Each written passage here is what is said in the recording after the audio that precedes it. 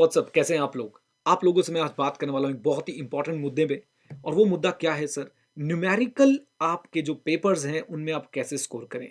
Numerical paper sir, जैसे कि accounts, cost FM, आपका एडवांस मैनेजमेंट अकाउंटिंग, आपके लिए एसएफएम, अगर आप क्लास 12th में तो आपके लिए अगेन अकाउंट्स। ये सारी चीजें मैं आपसे आपके साथ डिस्कस करूंगा कि कैसे आप अच्छे नंबर स्कोर कर सकते हैं न्यूमेरिकल पेपर में। कई बच्चे इनको प्रैक्टिकल पेपर बोलते हैं, जो कि बिल्कुल गलत है। प्रैक्टिकल तो बहुत सारे पेपर होते हैं सर। प्रैक्टिकल तो बिजनेस स्टडीज थी क्लास 12th में, प्रैक्टिकल तो आईपीसीसी में आईटीएसएम था, एसएम था, स्पेसिफिकली ऑडिट था। ये न्यूमेरिकल है। क्या है? न्यूमेरिकल, जिनमें आपको कुछ नंबर्स दे रखे होते हैं, आपको सॉल्व करना पड़ता है। मैं आपको बताऊंगा सर कि कैसे आप इन एग्जाम्स में एग्जामिशन स्कोर कर सकते हैं, बढ़िया नंबर लेके आ सकते हैं। राइट गाइस, चलिए देखिए। आईपीसीसी लेवल पे सर मेरे कॉस्ट में भी सर 68 के आसपास मार्क्स थे, अकाउंट्स में भी 67 के आसपास मार्क्स थे, टैक्स में भी ऐसे ही कुछ मार्क्स थे मेरे 63 और 68 के आसपास। राइट, फाइनल में भी मेरे सर एक दो सब्जेक्ट में 60 से ऊपर मार्क्स आए थे, सी फाइनल में। तो मैं सोचता हूं कि मैं आपके साथ वो चीज़ें शेयर करूं जिस वजह से सर मेरे ये नंबर आते थे। देखिए, मैं कोई रैंक होल्डर नहीं हूं, मैं आप ही की तरह सर एक स्टूडेंट था जो खेलता कूदता भी था, मस्ती भी मारता था और पढ़ाई भी कर लेता था। ठीक है, तो मैं सोचता हूं ऐसा कि मैं आप लोगों से बहुत अच्छी तरह कनेक्ट कर पाऊंगा इस चीज़ को लेके। तो प्लीज़ आइए ज़रा इस वीडियो को शुरू करते हैं। तो हमारे जो न्यूमेरिकल सब्जेक्ट्स हैं, न्यूमेरिकल सब्जेक्ट्स सर, इनमें सबसे बड़ी दिक्कत क्या आती है? ऑल दो बच्चों को लगता है स्कोरिंग है, बट फिर भी स्कोर नहीं हो पाता। क्यों? मैं आपको कुछ चीजें बताऊंगा, इनको तैयार कैसे करना है। इनकी तैयारी से लेकर इनकी प्रेजेंटेशन तक मैं आपके साथ डिटेल में डिस्कशन करूंगा। देखिए, सबसे पहली बात, हम एक एग्जाम्पल उठा लेते हैं। For example accounts. Right, accounts मैंने इसलिए पिक कर लिया क्योंकि सर हर किसी के पास होता है फाइनल, आईपीसीसी, क्लास 12th, कुछ भी हो, अकाउंट्स सर आप लोग जरूर पढ़ते हैं। अब अकाउंट्स की तैयारी कैसे करनी है?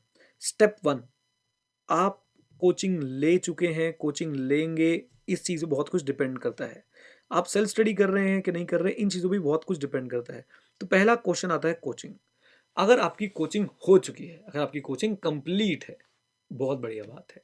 आप सेल्फ स्टडी कर रहे हैं, ये उससे भी बढ़िया बात है। अकाउंट्स, कॉस्ट, मुझे ऐसा लगता है कि ऐसे सब्जेक्ट हैं जो ठीक ठाक सेल्फ स्टडी करी जाए तो हो जाएगा। एटलीस्ट आईपीसीसी लेवल पे मैं बोलता हूँ कि अकाउंट्स और कॉस्ट की शायद कोचिंग की जरूरत ना पड़े। फाइनल लेवल पे यस सर, उसकी जरूरत पड़ जाती है। आइए, तो कोचिंग आपकी क्या हुई है, क्या नहीं हुई है सर? मेरा आपसे सवाल है कि क्या आपका एक बार ये सब्जेक्ट पूरा कंप्लीट हो चुका है, चाहे कोचिंग से चाहे सेल्फ स्टडी से? अगर हाँ तो कोई दिक्कत ही नहीं है सर। अगर ना, तो पहले आप उसको कंप्लीट करिए। अब वो कंप्लीट कैसे करना है वो भी समझाऊंगा, लेकिन पहले आप उसको कंप्लीट करेंगे। राइट, अब बात आती है सर कि कैसे इसकी रिवीजन करें। देखिए, जब भी आप रिवीजन करने बैठे कोचिंग के बाद, एक बार सेल्फ स्टडी के बाद, एक टारगेट बनाइए। टारगेट ये होना चाहिए कि साहब आपने कुछ पर्टिकुलर डेज के अंदर, पर्टिकुलर डेज, अभी पर्टिकुलर डेज बिल्कुल स्पेसिफिक होने चाहिए कि वो डेज क्या हैं। जैसे कि आपने डिसाइड कर लिया कि सर मैं 15 दिन लगाऊंगा, मैं 10 दिन लगाऊंगा, मैं 12 दिन लगाऊंगा। आपको एक टारगेट लेना है कि मैं कुछ पर्टिकुलर डेज के अंदर अपना पूरा फुल सब्जेक्ट रिवाइज कर दूंगा, फुल सब्जेक्ट। और उस पर्टिकुलर डेज में, उन पर्टिकुलर डेज में आप सिर्फ और सिर्फ वो ही सब्जेक्ट पढ़ेंगे मेजरली। मतलब अगर सर आप 12 घंटे पढ़ाई कर रहे हैं तो 10 घंटे सर आप ये सब्जेक्ट पढ़ेंगे जो आपने डिसाइड किया है। 2 घंटे आप कोई और सब्जेक्ट पढ़ सकते हैं, आपको छूट है इस बात की। राइट, तो पहले तो एक पर्टिकुलर डेज का टारगेट सेट कीजिए कि सर मैंने इन पर्टिकुलर डेज में इसको फिनिश कर देना है। डन। अब सवाल आता है कि सर ये टारगेट सेट हो गया अपना। थर्ड पॉइंट अब अपने पास क्या आता है? वो ये पॉइंट है कि सर टारगेट सेट करने के बाद आपने उसको करना कैसे। देखिए, ये जो मैं तरीका बताने जा रहा हूँ उसको बहुत ध्यान सुनिएगा। सपोज आपका चैप्टर एक्स है, चैप्टर एक्स में आपके टीचर ने आपको 40 क्वेश्चंस कराए हैं। चैप्टर एक्स, मैंने एक एग्जांपल लिया, कोई भी हो सकता है। चैप्टर एक्स है, आपके टीचर ने सिर्फ 40 क्वेश्चंस आपको उसके अंदर सॉल्व कराए हैं। बहुत बढ़िया है। आपने सेल्फ स्टडी जब पहली बार कर दी, आपने 40 क्वेश्चन सॉल्व किए थे, बहुत बढ़िया है। अब आपने क्या करना है सर? उन 40 क्वेश्चंस की एक लिस्ट बनानी है, 10-10 के सेट में। फॉर एग्जाम्पल, आपके टीचर ने पहले कराया क्वेश्चन 2, फिर कराया 4, फिर कराया 1, फिर कराया 3, फिर कराया 8, फिर कराया 19, 1 2 3 4 5 6, और फिर आप लोगों को कराया 20, फिर आपको कराया 5, और फिर आपको कराया 6, और फिर आपको कराया था 7। सब उसी ऑर्डर में आपके टीचर ने क्वेश्चंस कराए हैं। 40 क्वेश्चन थे तो आपकी ऐसी 4 लाइंस बनेंगी 10-10 क्वेश्चन की। राइट, करना क्या है? जैसे ही क्वेश्चन आपका खत्म हो, कट करते जाइए। जैसे ही क्वेश्चन गाइज आप लोगों का खत्म हो, उसे कट करते जाइए। जैसे ही टारगेट लीजिए कि आज मैंने इतने क्वेश्चन सॉल्व करने ही करने हैं। 40 क्वेश्चन सर मुझे लगता है कि सर आप आराम से अगर बैठेंगे फुर्सत से, तो आप 40 क्वेश्चन को बहुत आसानी से सर 2 दिन, मैक्सिमम 2 दिन के अंदर सर आपको कंप्लीट कर देने हैं सर 40 क्वेश्चंस, राइट? तो घबराना नहीं है। इसी तरीके से आपको हर चैप्टर के टारगेट लेने हैं कि सर मैंने 40 क्वेश्चन खत्म करने हैं। देखिए अगर एक क्वेश्चन आधा घंटा भी ले रहा है और मुझे लगता है कि हर क्वेश्चन आधा घंटा लेता है, तो सर 40 क्वेश्चन का मतलब 20 घंटे, यानी पर डे 10 आवर्स। मैंने यही आपको बताया था, राइट? तो 40 क्वेश्चंस आपने कवर करने हैं। अब क्वेश्चंस कवर करते करते आपने क्या करना है, देखिए ये तो मैंने आपको सिखा दिया कवर करना है। एक खास चीज आप लोगों ने ध्यान में रखनी है, और वो क्या है गाइज, वो ये है कि भाइयों और बहनों, आपको एक कॉन्सेप्ट रजिस्टर जरूर बनाना है। 100% कॉन्सेप्ट रजिस्टर बनाना है। जितने भी न्यूमेरिकल आपके पेपर हैं सर, अकाउंट्स है, कॉस्ट है, एडवांस मैनेजमेंट अकाउंटिंग है, जो भी आपके पेपर हैं सर, उसके लिए आपने जरूर जरूर जरूर एक बढ़िया सा कॉन्सेप्ट रजिस्टर बनाना है। मैं पर्सनली कॉन्सेप्ट रजिस्टर में बिलीव करता हूं। जहां मैंने क्लास 12 की कोचिंग ली थी, वहां ये कॉन्सेप्ट ही मैंने शुरू किया था कि चलो कॉन्सेप्ट रजिस्टर बनाते हैं। एज अ स्टूडेंट जब मैंने कोचिंग ली थी, मैंने इसे सीपीटी में फॉलो किया, आईपीसी में फॉलो किया, फाइनल में फॉलो किया, एंड बिलीव मी, ये मेरे लिए बहुत कारगर साबित हुआ। What is concept register? Sir, आप जो भी आपका नया कॉन्सेप्ट आता है उसे सजा सजा के अपनी कॉपी में लिखिए, ढंग से, अच्छे से, कलरफुल तरीके से। टाइम लगाइए, प्यार होगा सर चीज से तभी जब आप उसे समय देंगे, राइट? आप हिंदी में लिखिए उसके अंदर। सपोज आपसे क्वेश्चन सॉल्व नहीं हुआ सर, क्वेश्चन 1 आप क्वेश्चन नंबर 19 कर रहे थे, आपको एक प्रॉब्लम आई, आपसे क्या गलती हुई वो भी लिख दो हिंदी में। फिर आपके टीचर ने क्या बताया था वो भी लिख दो, या आपको क्या उसका सॉल्यूशन मिला वो भी लिख दो। ये आपके लिए सर वो मटेरियल तैयार आ रहा है, वो मटेरियल तैयार हो रहा है जो सर कयामत के दिन से पहले काम आएगा। यानी आपके एग्जाम डे से पहले आपको कॉन्सेप्ट रजिस्टर बहुत बहुत बहुत ज्यादा काम आने वाला है।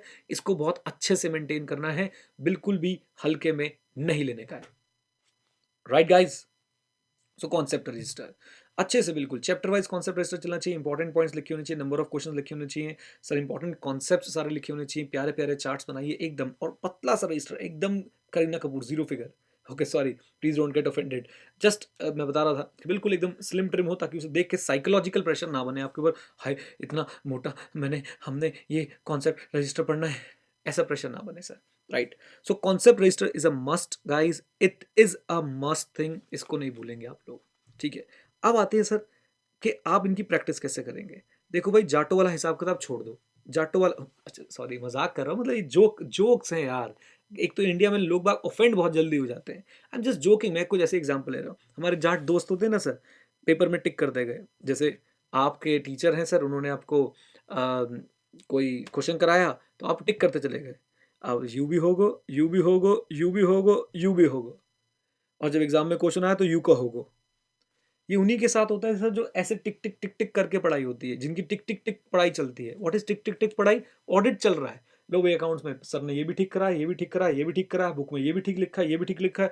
नालायक, ये तो ठीक लिखा ही है, ये तो ठीक है ही, सर ने कराया तुम्हारे। तो प्लीज ऐसी हरकत ना करें। देखिए मैं आपको बताऊं सर, 1-2% बच्चे ऐसे होते हैं, बिलीव मी ऐसे होते हैं। कमेंट बॉक्स में मुझे बताइएगा ऐसे बच्चे होते हैं कि नहीं होते हैं, जो वाकई में पूरी आईपीसीसी में पूरे फाइनल में कोई रजिस्टर नहीं बनाते फिर भी पास हो जाते हैं। वो भाई उनका स्किल बचपन से बना हुआ है। अगर आपका स्किल नहीं, मैं एक एवरेज स्टूडेंट था, यस सर, मैं भी ऐसे ही पढ़ता था। ऐसे नहीं, मैं मेहनत करके पूरी पूरी पढ़ता था। मुझे पता था कि भाई मुझसे टिक्के लगा के नहीं होगा, क्योंकि मैं अगर टिक्के लगा के जाता था तो भाई मुझे तो एग्जाम में कुछ भी याद नहीं आता था। This is a big blunder. तो प्लीज इसको हम लोग कमिट नहीं करेंगे। हम पूरी कोशिश करेंगे सर अच्छे से हर क्वेश्चन को सॉल्व करके देखें। एटलीस्ट जो फर्स्ट रिवीजन चल रही है उसमें पूरी फुर्सत से क्वेश्चन को सॉल्व करके देखें, ज्यादा क्लैरिटी आएगी, राइट? अब आते हैं सर इनकी प्रेजेंटेशन पे। देखो गाइज, मैं आप लोगों को एक बात बता दूं, सिंपल सी बात, भाई करना आपने है, मरना आपने है, क्योंकि उसके बाद जो जीत होगी वो भी आपकी है और जो रिवॉर्ड मिलेगा वो भी आपका है। सर आप एक बात पे ध्यान दीजिएगा, जरा गौर फरमाइएगा, थोड़ा नॉस्टैल्जिक फील कीजिएगा। क्लास 12 आप लोग याद करिए, क्लास 12 में आप ही वो लोग थे जो सर पार्टनर्स कैपिटल अकाउंट बनाया करते थे। पार्टनरशिप का चैप्टर पढ़ते समय एक छोटे से पेज पे चार पार्टनर का कैपिटल अकाउंट बन जाता था, और एक एक फिगर बड़े ढंग से आता था। और पता नहीं आप लोगों को क्या हो गया अचानक से, सर पता नहीं क्या हो गया अचानक से कि सर आपकी फॉर्मेटिंग छूट गई, आपका सर वो पेंसिल और स्केल से लाइन खींचना छूट गया, आपका sir proper particular amount in rupees लिखना छूट गया। देखो भाई, जो दिखता है वो जरूर बिकता है, जो दिखता है वो जरूर बिकता है। आपको दिखना भी है और बिकना भी है सर। अगर आपको दिखना और बिकना दोनों एक साथ करना है गाइज, तो प्लीज फॉर्मेटिंग पे ध्यान दीजिए, अच्छे से फॉर्मेट्स बनाइए, अंडरलाइनिंग करना सीखिए सर। आपकी पेंसिल आप यूज कर सकते हैं फॉर्मेट ड्रॉ करने के लिए, जो भी आपके परफॉर्मेंस होते हैं वो ड्रॉ करने के लिए।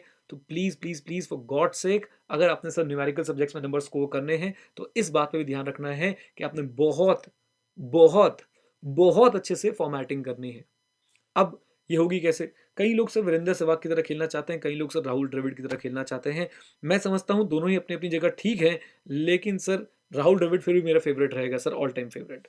देखिए, वीरेंद्र सहवाग की तरह सर कई लोग सोचते हैं ऐसा, ओके, अब अगेन एक एग्ज़ाम्पल है सर, प्लीज़ बुरा मत मानिएगा।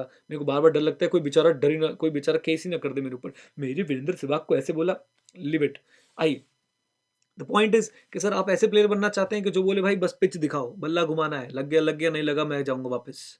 या आप राहुल द्रविड़ बनना चाहते हैं, सर पिच दिखाओ, बॉल दिखाओ, जब तक बॉलर के पसीने नहीं छुड़ा दूँगा तब तक खड़ा रहूँगा, तब मेरा नाम रखा जाएगा द वॉल। तो द वॉल बनिए। सर आपको इतनी प्रैक्टिस करनी है पहले से ही फॉर्मेटिंग की कि एग्ज़ाम में आपको नए ना लगे। सबसे बड़ी गलती बच्चे क्या करते हैं, फॉर्मेटिंग की प्रैक्टिस नहीं करते हैं तो सर बस सब कुछ गड़बड़ हो जाता है। फिर वो एग्ज़ाम में जाके पहली बार फॉर्मेट बनाते हैं, उन्हें खुद ही यकीन नहीं होता, हाय अल्लाह! ये मैं ही हूँ क्या? नहीं सर, ऐसा नहीं करना है, शुरू से प्रैक्टिस रखिए फॉर्मेटिंग की, राइट? तो अब प्रेज़ेंटेशन की बात भी कर रहे हैं, तो बहुत अच्छे से एकदम नीटली सर आपको अपना पेपर करना है, मार्जिन्स ड्रॉ करिए, अकाउंट्स अच्छे से बनाइए, क्वेश्चन नंबर सेंटर में रखिए, कुछ बेसिक टिप्स फॉलो कीजिए और कुछ करने की आपको ज़रूरत नहीं है, ठीक है? न्यूमेरिकल सब्जेक्ट में मैं एक बात और बोलना चाहूँगा गाइज़, देखिए कोई कितना ही न्यूमेरिकल सब्जेक्ट क्यों ना हो, लेकिन इंस्टीट्यूट की आदत है, आपकी अथॉरिटीज़ की आदत है कि सर वो आपसे थ्योरी क्वेश्चन उसपे ज़रूर पूछते हैं। हाँ या ना? 16 नंबर, 32 नंबर इतने तक के। तो उन थ्योरी पे भी ध्यान दीजिए। पिछले कम से कम 6 साल यानी 12 अटेम्प्ट के पेपर निकालिए, उसमें ढूँढिए क्या-क्या थ्योरी आई हुई है, मार्क कर लीजिए। एटलीस्ट वो 12-15 अटेम्प्ट की थ्योरी नहीं छोड़नी है। ये फिक्स कर लो अपने माइंड में। मैं यही करके जाता था सर, कॉस्टिंग में मैं यही करके गया था। आई स्कोर्ड 68 मार्क्स और मैंने थ्योरी के पूरे 32 नंबर के क्वेश्चन्स अटेंड किए थे। राइट? कैसे? पिछले सर 6-7 साल उठाए, जितने क्वेश्चन आए हुए हैं, टिक लगाए, सबके सर एक अच्छा सा रजिस्टर बनाया, उसको करके चला गया। देख लीजिए।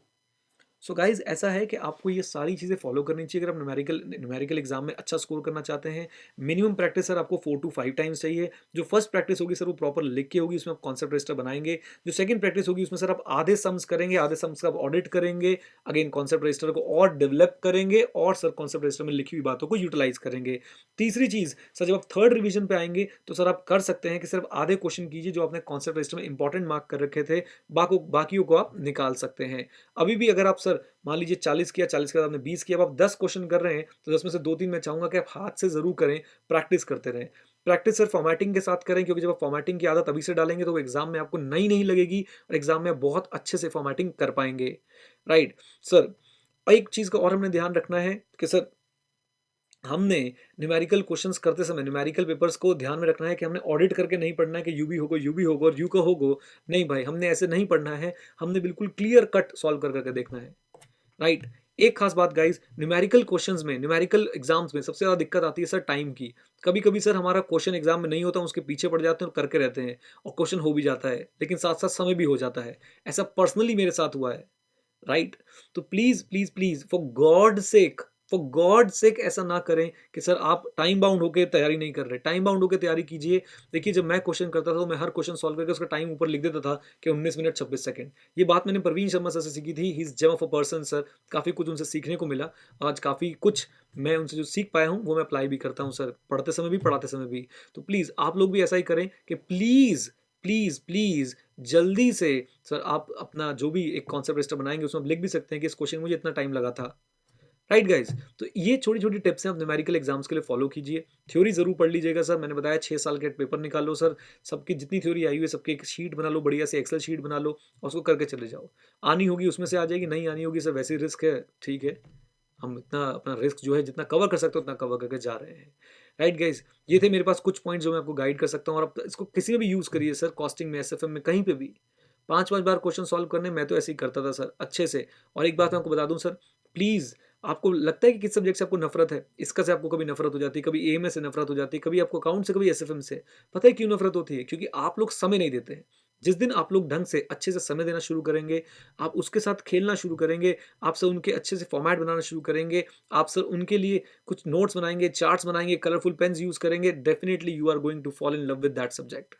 Right guys, so this was my view on numerical subjects. I hope you enjoyed this video and you learned a lot. Please sir, अगर आपको वीडियो अच्छी लगी तो do give it a thumbs up because it motivates me, and do subscribe the channel अगर आपने नहीं किया है। सब्सक्राइब एक बार बटन दबा के होता है, 2 बार बटन मत दबाइएगा नहीं तो अनसब्सक्राइब हो जाएगा। राइट गाइज, और कोई इन्फॉर्मेशन चाहिए हो तो प्लीज़ मैं आप लोगों से रिक्वेस्ट करूंगा, कमेंट बॉक्स में कमेंट करते रहिए, और अगर आपको लगता है कि आप रिप्लाई कर सकते हैं किसी का तो रिप्लाई भी कीजिएगा, क्योंकि sir after after all this is a community, this is an extended family sir. अगर हम लोग एक दूसरे की मदद नहीं करेंगे तो कोई नहीं आने वाला। Right sir, thank you very much, stay connected, stay head, जय हिंद। और हाँ, सीखते रहें, क्योंकि सीखना बंद तो जीतना बंद।